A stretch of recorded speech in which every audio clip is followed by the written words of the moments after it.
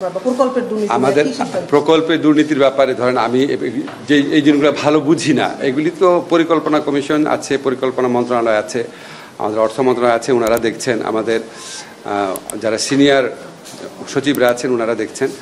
আমাদের যেটা করার কথা যে দুর্নীতি দমন কমিশন সংক্রান্ত যে আমাদের কমিশন ছিল, সংস্কার কমিশন ছিল, এই কমিশন যে প্রস্তাবগুলো দিয়েছিল এই প্রস্তাবগুলোর আলোকে আমরা খুব দ্রুত এই দুর্নীতি কমিশনের প্রস্তাব যে খুব দ্রুত আইনগত পরিবর্তনগুলো করব।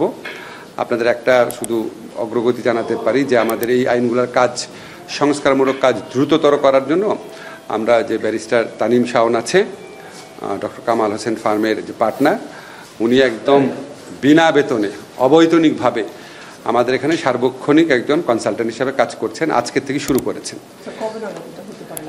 এটাই রাখছি যে ফেব্রুয়ারিতে নির্বাচন, আমরা ফেব্রুয়ারিতে চলে যাব। এখন রাজনৈতিক দল তো বিভিন্ন উদ্দেশ্যে বিভিন্ন কথা বলে এবং ওইটা তো একটা রাজনীতির প্রক্রিয়া, আপনারা তো এটা সবসময় দেখছেনই। এখন বাংলাদেশে যারা ট্র্যাডিশনালি যে সমস্ত রাজনৈতিক কথাবার্তা হতো এখনও ঠিক ওই রকমভাবেই কথাবার্তা হচ্ছে, কথাবার্তা খুব বেশি গুণগত পরিবর্তন হয় নাই।